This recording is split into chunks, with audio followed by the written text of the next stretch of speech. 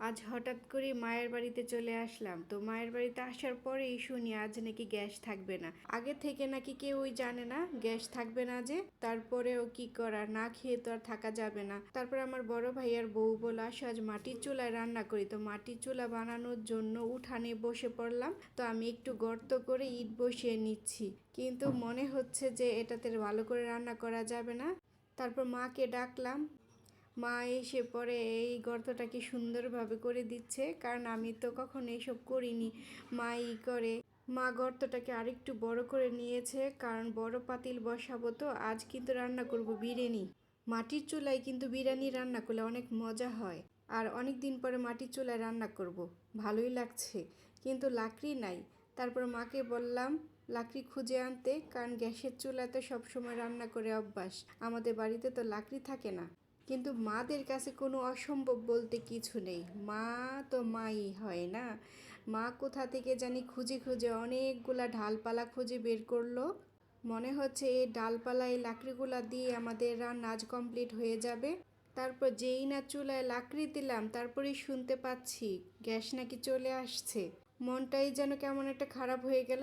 কতক্ষণ যাবৎ পরিশ্রম করে এই চুলাটা বানিয়ে নিলাম, তবে একদিক দিয়ে কিন্তু ভালোই হয়েছে। হাঁড়িতে কোনো কালি লাগবে না, আর কালি লাগলে তো অন্যরকম মাজা ঘষা করতে হবে। গ্যাস ছিল না বলে আমার মা তাড়াহুড়া করে রাইস কুকারে মাংস কষানো শুরু করে দিল বিরিয়ানি রান্না করার জন্য। সবাই মিলেমিশে কাজ করলে কাজটা কিন্তু অনেক সহজ হয়ে যায়, আর এটার মধ্যে অন্যরকম একটা আনন্দ থাকে।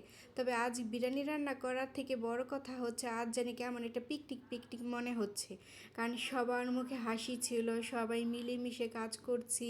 তারপরে বিরিয়ানি রান্না করব, সবাই বাড়িতে আসছে, সবাই মিলেমিশে খাবো একসাথে। এই একসাথে থাকার মধ্যেই তো অন্যরকম আনন্দ, তাই না? তো আমি এখানে বিরিয়ানির জন্য চালটা রেডি করে নিচ্ছি। বিরিয়ানিটা কিন্তু আজ আমি রান্না করব, যদিও আমার রান্না তেমন ভালো হয় না, তারপরেও সবাই মোটামুটি আমার রান্না পছন্দ করে। চাল মাপা শেষ করে এখন হাঁড়ি বসিয়ে দিলাম চুলাতে। তো এখানে এক এক করে সব দিয়ে দিব। হাঁড়িতে প্রথমে আমি তেল দিয়ে নিলাম। তেলটা গরম হয়ে আসলে এখানে সব রকম মশলা দিয়ে তারপর আমি একটু চালটা ভেজে নেব। আর অন্যদিকে তো রাইস কুকারে মাংসটা কষানো হয়েই গেল, এটা বিরিয়ানির জন্য পুরোপুরি রেডি। পেঁয়াজ, আদা, রসুন, তারপর গরম মশলা সব দিয়ে তারপর এখন তেলের মধ্যে একটু ভেজে নেব। ভেজে চালটা দিয়ে দিব। বিরিয়ানি রান্না করার সময় যদি আমরা তেলের মধ্যে একটু চালটা ভেজে নিই, তাহলে দেখা যায় বিরিয়ানিটা ঝরঝরে হয়। আর বিরিয়ানিটা যদি ঝরঝরা হয় তাহলে তো দেখতে সুন্দর লাগে, আর খেতেও অনেক মজা হয়।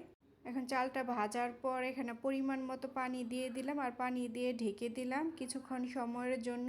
আর তেজপাতা দিতে ভুলে গেছি, তারপর আবার একটু ঢাকনা খুলে তেজপাতা দিয়ে দিলাম। তারপর একটু নেড়ে চেড়েও দিলাম, কারণ পোলা চাল কিন্তু নিচে দিয়ে লেগে যায়। তারপর ঢাকনা উঠিয়ে দেখলাম অনেকটা পানি শুকিয়ে গেছে। তো এখানে আমি এক কষানো মাংসটা দিয়ে দিব। মাংসটা দেওয়ার পর এখন ভালোভাবে নেড়ে চেড়ে একসাথে মিশিয়ে নিব।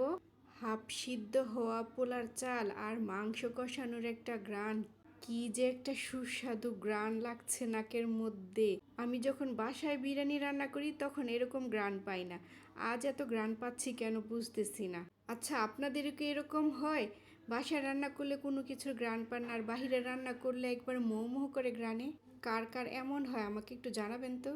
আজ বিরিয়ানিটা কিন্তু শুধু আমি রান্না করছি, আর আমার ভাইয়ের বউ কিন্তু অনেক কিছু রান্না করেছে। তো একটু পরে আমি ওইগুলো আপনাদেরকে দেখাবো।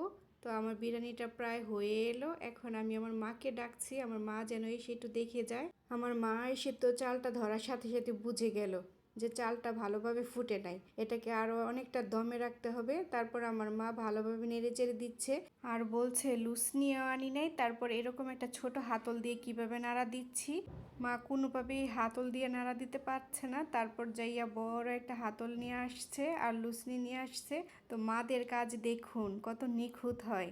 মা সুন্দরভাবে উল্টিয়ে পাল্টিয়ে চাল আর মাংস একসাথে করে নিচ্ছে, তারপর চেপে চেপে সুন্দরভাবে একসাথে করে এখন আরও 10 মিনিটের জন্য দমে রেখে দেবে।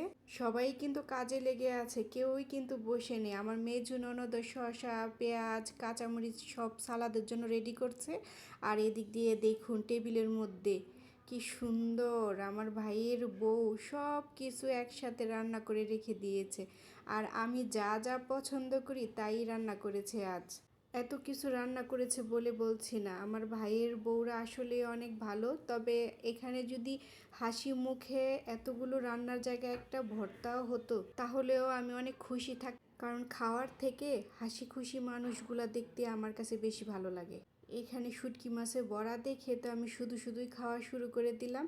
আর মুখে দেওয়ার পরে ঝাল লেগে গেল। তারপরে আর কি, ঝাল কমানোর জন্য একটা শসা খেয়ে নিলাম। এখন আমি আমার শ্বশুরকে খাবারটা দিয়ে দিলাম, তো শ্বশুর বলল শসা খাবে না, তাই আমি শসাটা উঠিয়ে নিলাম। আমার শ্বশুর আবার তেলে ঝোলের খাবার একটু বেশি পছন্দ করে, তাই আবার আমি একটু ঝোল বাড়িয়ে দিলাম। আর এদিক দিয়ে আমাদের খাওয়া শুরু করলাম। এই লোভনীয় খাবারগুলো দেখে কিভাবে বসে থাকি বলেন। ছোট আলু দিয়ে দেশি মুরগির ঝোল, তারপর ডালের বড়া, ছোট মাছের চচ্চড়ি, চিংড়ি মাছ দিয়ে লতি, কোনটা রেখে যে কোনটা খাবো। তারপর আর কি, আর দেরি করতে পারলাম না, বিরিয়ানির সাথে শুটকি মাছের বড়া দিয়ে খাওয়া শুরু করে দিলাম। এই ভিডিওটি কে কোথা থেকে দেখছেন অবশ্যই কমেন্ট বক্সে জানাবেন। আর আমাকে ভালোবেসে যারা এই ভিডিওটি শেষ পর্যন্ত দেখেছেন তাদেরকে অসংখ্য ধন্যবাদ। আজ এই পর্যন্তই, সবাই ভালো থাকবেন। আল্লাহ হাফেজ, আসসালামু আলাইকুম।